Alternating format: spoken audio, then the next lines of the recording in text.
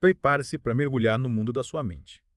Hoje vamos explorar como a vida moderna impacta a saúde mental e as ferramentas para fortalecer a sua mente. A gente vai abordar a alimentação, sono, estresse, a influência do açúcar no seu cérebro e o poder da neuroplasticidade. É, a vida moderna, né? Com essa correria, esse monte de informação o tempo todo, a gente acaba deixando de lado coisas importantes para a saúde mental, tipo sono, alimentação, descanso. É como se a gente tivesse sempre ligado, sem dar tempo para o cérebro se recuperar e processar tudo. É verdade, parece que a gente se cobra muito para ser produtivo o tempo todo. Essa busca por resultados, essa pressão para estar sempre ligado, acaba cansando a mente. E a falta de sono parece ser um dos grandes problemas hoje em dia. Quem consegue dormir às 7, 9 horas por noite? Pouca gente, infelizmente.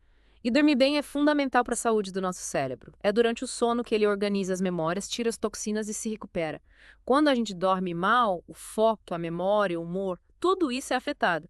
Aí vem a irritação, a ansiedade, a dificuldade de se concentrar e até problemas de saúde mais sérios no futuro. E alimentação? Comida industrializada em todo lugar, né? Qual o impacto disso na saúde mental?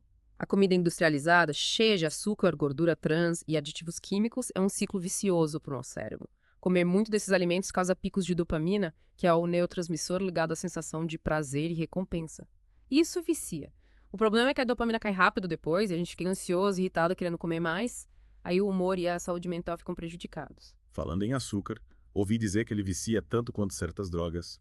Isso é verdade. Sim, é verdade. O açúcar, principalmente o refinado, age no nosso cérebro de um jeito parecido com algumas drogas. Ele estimula a liberação de dopamina no sistema de recompensa e a gente fica nesse ciclo de prazer e busca por mais. Esse vício pode causar alterações de humor, dificuldade de concentração e até contribuir para quadros de ansiedade e depressão. É como se a gente estivesse programando o nosso cérebro para querer cada vez mais açúcar. E a longo prazo, isso pode ter consequências sérias, né? Exatamente. O excesso de açúcar pode levar à resistência à insulina, o que aumenta o risco de diabetes tipo 2. E o que muita gente não sabe é que diabetes está ligado ao declínio cognitivo e a doenças neurodegenerativas, como o Alzheimer. Reduzir o açúcar melhora o humor, a disposição e protege seu cérebro a longo prazo. E como a gente pode reprogramar o nosso cérebro para ter uma relação mais saudável com o açúcar. A chave é diminuir o consumo de alimentos industrializados e açúcar refinado. Priorize alimentos naturais, ricos em nutrientes e fibras, e dão saciedade e liberam energia aos poucos sem causar pico de glicose. Frutas, legumes, verduras, proteínas magras e grãos integrais são ótimas opções para nutrir o cérebro e o corpo. Parece que o segredo é encontrar o equilíbrio, né? Não precisa se privar totalmente, mas também não precisa exagerar. Equilíbrio é a palavra-chave. Permita-se comer um doce de vez em quando, mas sem culpa e com moderação. O importante é ter consciência do impacto dos alimentos no corpo e na mente, fazendo escolhas que promovam o bem-estar a longo prazo. E a atividade física? Sei que é importante para a saúde do corpo, mas para a saúde mental, qual o papel dela? A atividade física é uma aliada poderosa da saúde mental. Ela estimula a produção de endorfinas, que são neurotransmissores que promovem a sensação de bem-estar e prazer. Além disso, reduz o cortisol, que é o hormônio do estresse. Fazer exercícios regularmente melhora o humor, a qualidade do sono, a autoestima e a capacidade de lidar com os desafios, protegendo a mente dos impactos negativos da vida moderna. Ou seja, corpo e mente estão mais conectados do que a gente imagina. Cuidar do corpo é cuidar da mente e vice-versa. É exatamente. Eles trabalham em sintonia, se influenciando mutuamente. Quando nos exercitamos, liberamos substâncias químicas que beneficiam não só o corpo, mas também o cérebro, trazendo clareza mental, foco e bem-estar. E a meditação? Tenho curiosidade em saber como ela pode ajudar a lidar com o estresse e a ansiedade do dia a dia. Como ela funciona? A meditação está cada vez mais em alta como ferramenta para fortalecer a saúde mental. Ela age no cérebro promovendo o relaxamento, diminuindo a atividade da amígdala, a área do medo e da ansiedade, e aumentando a atividade do córtex pré-frontal, responsável pelo controle das emoções e pelas decisões. Parece que a meditação nos ajuda a ter mais controle sobre os nossos pensamentos e emoções, algo essencial para navegar nesse mundo acelerado, né? Mas como começar a praticar? Sempre achei que era algo difícil. Comece devagar, com 5 a 10 minutos por dia. Tem vários aplicativos e vídeos com meditações guiadas que podem te ajudar. O importante é encontrar um lugar tranquilo, focar na respiração e observar os pensamentos e as sensações sem julgamento. Com a prática, você vai aumentando o tempo e sentindo os benefícios na sua vida. Falando em desafios, a vida moderna nos bombardeia com informações o tempo todo. Notificações, e-mails, redes sociais. Como lidar com essa sobrecarga de informação e manter o foco? É um desafio e tanto. O excesso de informação fragmenta a nossa atenção, prejudicando a concentração e a capacidade de realizar tarefas complexas. É como se o nosso cérebro estivesse sempre pulando de um estímulo para outro, sem tempo para processar as informações de forma profunda. Para lidar com isso, é fundamental criar hábitos que promovam o foco e a concentração. Que tipo de hábitos? Dicas práticas para blindar o cérebro nesse mundo hiperconectado. Priorizar tarefas, criar listas, estabelecer limites para o uso de eletrônicos, praticar a técnica Pomodoro, que alterna períodos de foco com pequenas pausas, e criar um ambiente de trabalho livre de distrações. Desligue as notificações do celular, reserve um tempo para se desconectar das redes sociais e se concentre em uma tarefa de cada vez. E as relações interpessoais nesse contexto digital. Parece que estamos cada vez mais conectados online, mas mais isolados na vida real. As relações interpessoais são essenciais para a saúde mental e bem-estar. A conexão social genuína, aquela que envolve contato humano real, olho no olho, toque e compartilhar experiências e emoções, é fundamental para o nosso desenvolvimento emocional, cognitivo e social. Mas o uso excessivo de redes sociais e a virtualização das relações podem gerar um paradoxo. Estamos hiperconectados online, mas carentes de conexões reais e significativas. É como se estivéssemos perdendo a habilidade de nos conectar de forma genuína, de construir laços profundos e duradouros. Sim, e isso impacta diretamente a nossa saúde mental. A solidão, o isolamento social e a falta de apoio emocional aumentam o risco de depressão, ansiedade, transtornos de humor e até mesmo doenças cardíacas. É fundamental buscar o equilíbrio entre o mundo virtual e o real, priorizando as interações face a face, cultivando amizades, participando de atividades em grupo e nutrindo relacionamentos que nos tragam alegria e bem-estar. Então a mensagem aqui é desconectar para se conectar. Desconectar dos dispositivos para se conectar com pessoas reais, com a natureza, consigo mesmo. Perfeito. Encontrar tempo para se desconectar do mundo virtual é essencial para recarregar as energias, acalmar a mente, se conectar com a natureza, consigo mesmo e com as pessoas que amamos. É nesse espaço de desconexão que a gente cultiva a criatividade, a introspecção, a paz interior e a verdadeira conexão humana. Falando em reconexão, você mencionou a neuroplasticidade, a capacidade do nosso cérebro de se transformar ao longo da vida. Como podemos usar essa capacidade a nosso favor para fortalecer a saúde mental? A neuroplasticidade é a capacidade do nosso cérebro de se modificar e se adaptar às experiências que a gente vive. Ela nos permite aprender coisas novas, desenvolver habilidades, mudar hábitos e até mesmo se recuperar de traumas. Para fortalecer a saúde mental, podemos usar a neuroplasticidade a nosso favor, adotando hábitos que promovam o crescimento e a conexão neuronal, como praticar exercícios físicos, aprender um novo idioma ou habilidade, ler, meditar, ter contato com a natureza e socializar. É fascinante pensar que a gente tem o poder de moldar o nosso cérebro e fortalecer a nossa mente ao longo da vida. Sim.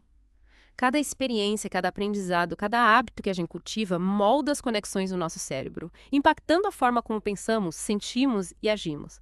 Ao adotar hábitos saudáveis e estimulantes, estamos literalmente esculpindo um cérebro mais resiliente, focado, criativo e feliz. Mas e os pensamentos negativos? As crenças limitantes e os medos que às vezes nos impedem de alcançar os nossos objetivos e viver uma vida plena. Como lidar com eles? Os pensamentos negativos e as crenças limitantes são como ervas daninhas que impedem a gente de crescer.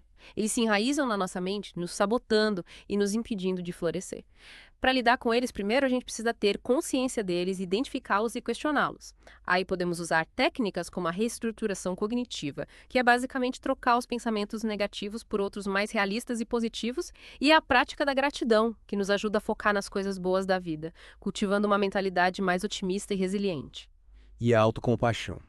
Como a gente pode ser mais gentil e compreensivo com a gente mesmo, diante dos erros e das dificuldades? A autocompaixão é um antídoto poderoso contra a autocrítica e a culpa. Ela nos permite nos tratar com a mesma gentileza e compreensão que a gente teria com um amigo querido que estivesse passando por um momento difícil.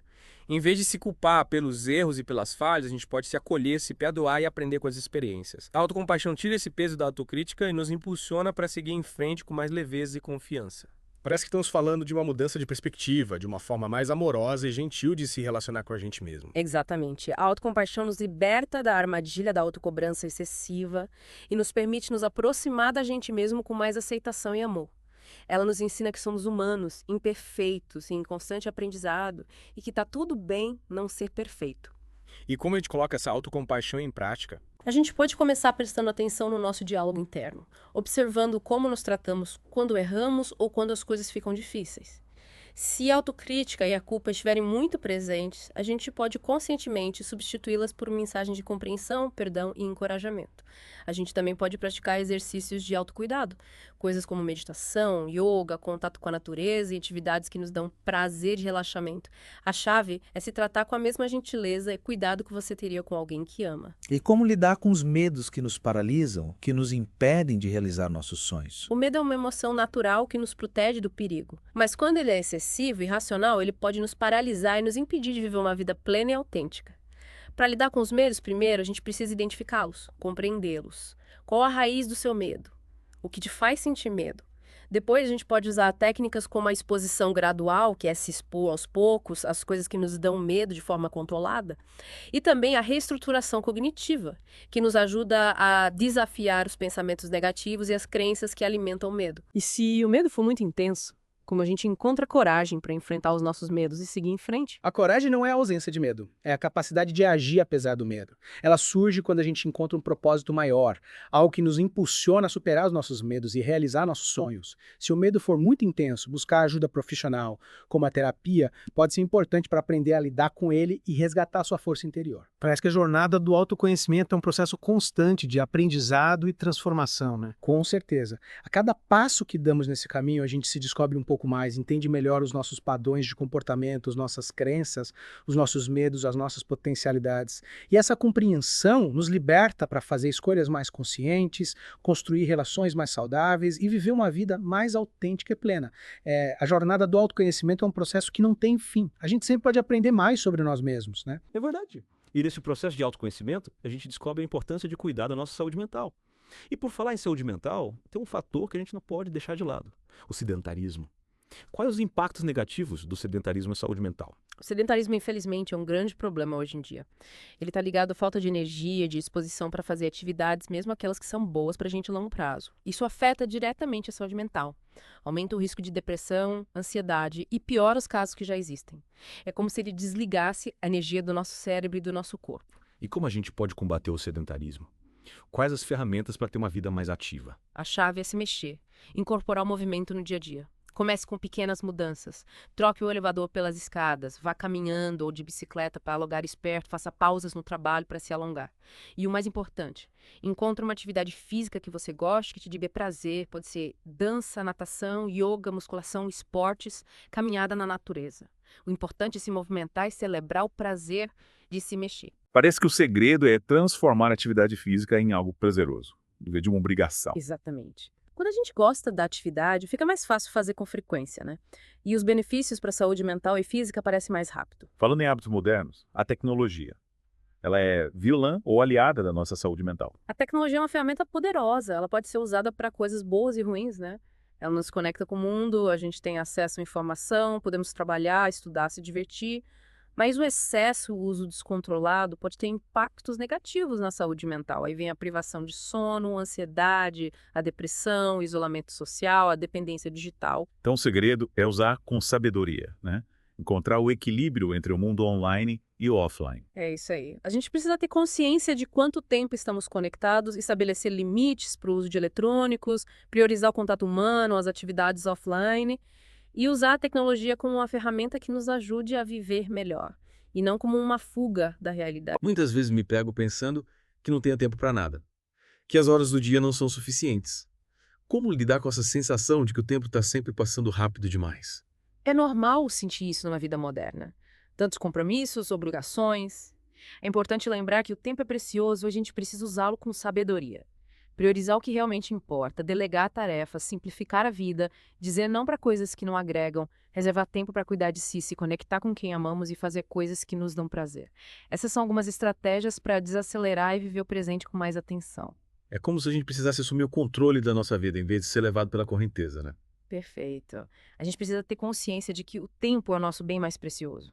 E como a gente usa esse tempo define a qualidade da nossa vida. Fazer escolhas conscientes, priorizar o que realmente importa e ver por mais propósito e significado é a chave para uma vida mais plena e feliz. Falando em escolhas conscientes, como podemos cultivar hábitos mais saudáveis para nossa mente e corpo? Cultivar hábitos mais saudáveis é um processo que exige autoconhecimento, disciplina, persistência e, principalmente, amor próprio. É importante a gente identificar os hábitos que a gente quer mudar e o porquê. Quais os benefícios que a gente espera alcançar. Depois, a gente estabelece metas realistas, um plano de ação, busca apoio em pessoas que nos inspirem e celebra cada passo dado. Pequenas mudanças diárias feitas com constância podem gerar grandes transformações no futuro. É como se a gente estivesse construindo uma casa tijolo por tijolo, né? Exatamente. Construir uma vida mais saudável, tanto física quanto mentalmente, é um processo gradual. Exige paciência, persistência e autocompaixão. E lidar com aquela sensação de que não somos bons o suficiente, de que não merecemos ser amados ou felizes. Essa sensação de inadequação é uma crença limitante. Ela nos impede de alcançar o nosso potencial e de viver uma vida plena. Pode ser que ela tenha raízes em experiências do passado. Críticas, julgamentos, rejeições. A gente precisa identificar essa crença, questioná-la e substituí-la por crenças mais positivas e realistas. Lembrar das nossas conquistas, dos nossos talentos, das nossas qualidades. E buscar ajuda profissional, como a terapia, para ressignificar o passado e construir uma autoestima mais forte. É como se a gente estivesse limpando o espelho para enxergar a nossa própria beleza, né? Isso. Amar-se a si mesmo é a base de tudo. Quando a gente se ama, se aceita como é, com qualidades e defeitos, a gente se torna mais confiante, mais seguro, mais capaz de realizar sonhos e atrai o amor e a felicidade para nossa vida. E como cultivar esse amor próprio? Como aprender a se amar e se aceitar do jeito que a gente é? O amor próprio se cultiva com ações, pensamentos e palavras gentis com você mesmo. Cuidar da saúde física e mental. Comer bem, se exercitar, dormir bem, fazer coisa que gosta, estar perto de pessoas queridas, se perdoar pelos erros e celebrar as conquistas. Usar afirmações positivas também ajuda a fortalecer a autoestima e a autoconfiança. Parece que estamos falando de cuidar da gente mesmo com o mesmo carinho que a gente cuida de quem a gente ama. Exatamente. Amar a si mesmo é o melhor presente que você pode se dar. É a partir do amor próprio que a gente constrói uma vida autêntica, plena e com significado. E quando bate aquela sensação de que a vida não tem sentido, de que tudo é fútil, sem propósito? Essa sensação pode surgir em momentos de crise, de perda, de decepção. É importante se conectar com seus valores, com seus sonhos, com aquilo que te move e te inspira. A vida é um presente e cada um de nós tem um papel nesse mundo. A gente pode encontrar sentido na vida através do amor, da compaixão, da criatividade, ajudando o próximo, buscando conhecimento, se conectando com a natureza e realizando sonhos. É como se a gente estivesse procurando a nossa própria bússola, né? Aquela que nos guia na direção certa. Perfeito.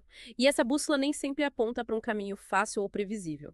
Às vezes ela nos leva para fora da zona de conforto, nos desafia a superar os medos e a realizar todo o nosso potencial. E quando a gente se sente perdido, sem saber que caminho seguir? É normal se sentir perdido em alguns momentos da vida, principalmente em momentos de mudança, de crise, de questionamentos. Nesses momentos é importante ter paciência, se permitir sentir as emoções, buscar apoio em pessoas de confiança e se conectar com a intuição. A jornada do autoconhecimento é um processo constante de descobertas. A cada passo a gente se aproxima mais de quem a gente é e do que a gente veio fazer aqui. É como se a gente estivesse explorando um novo território, né? Sem mapa, sem roteiro, apenas com a bússola da intuição nos guiando. Exatamente. E essa exploração pode ser desafiadora, mas também é libertadora e cheia de surpresas.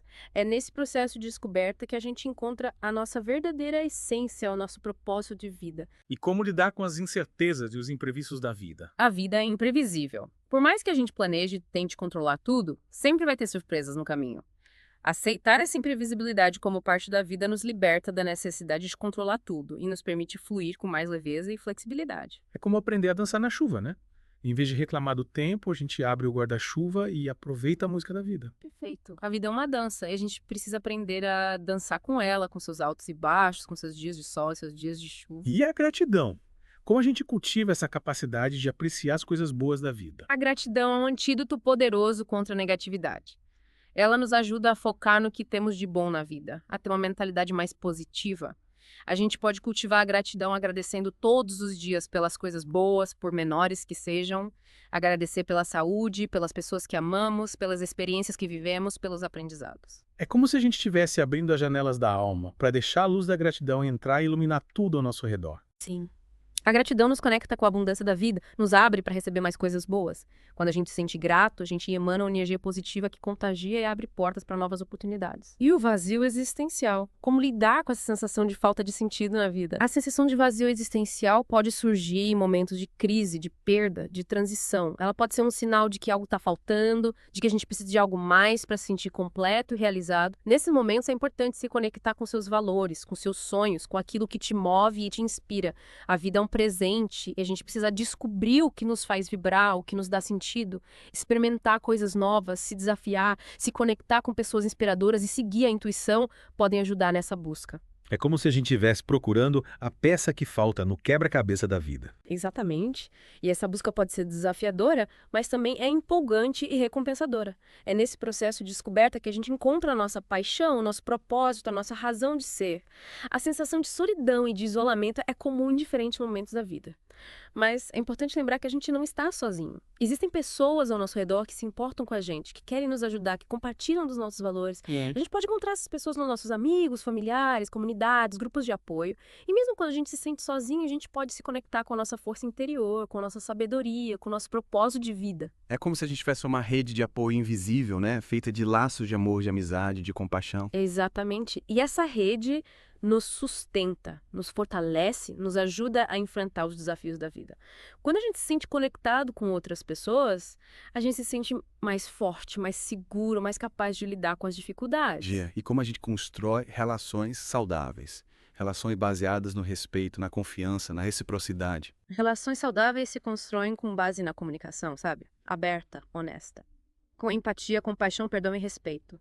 É importante escolher se relacionar com pessoas que nos fazem bem, que nos apoiam, que nos inspiram, que nos ajudam a crescer. E também é importante a gente ser autêntico, transparente, compartilhar nossos sentimentos, pensamentos, vulnerabilidades. É como se a gente estivesse plantando semente de amor, de amizade, de compaixão no jardim da nossa vida, né? É isso. Esse jardim precisa ser cuidado com carinho, com atenção, com dedicação, para que as flores possam desabrochar em todo o seu esplendor. E como lidar com as desilusões amorosas, com as perdas, com as decepções que a gente enfrenta ao longo da vida. As desilusões, as perdas, as decepções são experiências dolorosas, né? Fazem parte da vida. Nesses momentos é importante se permitir, sentir a dor, se acolher com amor e compaixão, buscar apoio em pessoas de confiança e ter paciência. O tempo cura e com o tempo a dor se transforma em aprendizado e em força. É como se a gente precisasse passar por essa tempestade para poder ver o arco-íris depois, né? É isso aí. Cada experiência, por mais difícil que seja, nos ensina algo, nos fortalece, nos prepara para a próxima fase da nossa história. As dificuldades são passageiras e a gente tem a capacidade de superar qualquer obstáculo. E quando a gente se sente incapaz, quando a gente acha que não merece ser amado, que não merece ser feliz, como lidar com essa sensação? A sensação de que não somos bons o suficiente é uma crença que nos limita, que nos impede de viver plenamente. Ela pode ter origem em experiências do passado, críticas, julgamentos, rejeições. Para lidar com essa crença, a gente precisa identificá-la, questioná-la e substituí-la por crenças mais positivas. É importante a gente se lembrar das nossas conquistas, dos nossos talentos, das nossas qualidades. Buscar ajuda profissional, como a terapia, também pode ajudar a gente a ressignificar o passado e construir uma autoestima mais forte. É como se a gente estivesse tirando as camadas de poeira do nosso próprio diamante, né? Para que ele possa brilhar com toda a sua intensidade. Exatamente. Amar a si mesmo é a base para uma vida feliz. Quando a gente se ama, a gente se aceita como qualidades e defeitos, a gente se torna mais confiante, mais seguro, mais capaz de realizar nossos sonhos. E como a gente cultiva esse amor próprio? Como a gente aprende a se amar, a se aceitar como a gente é? O amor próprio se cultiva através de ações, de pensamentos, de palavras gentis com você mesmo. Cuidar da saúde. Comer bem, se exercitar, dormir bem, fazer coisas que a gente gosta, estar perto de pessoas queridas, se perdoar pelos erros, celebrar as conquistas e usar afirmações positivas para fortalecer a autoestima e a autoconfiança. É como se a gente estivesse alimentando a nossa alma com amor, com compaixão, com gentileza. Sim. E quando a gente se nutre de amor próprio, a gente floresce, a gente se torna mais forte, mais resiliente, mais capaz de amar e de ser amado. Nossa, que conversa inspiradora. A gente falou sobre tantos temas importantes hoje: alimentação, sono, exercícios, medicação, tecnologia, relacionamentos, autoconhecimento, amor próprio, propósito de vida.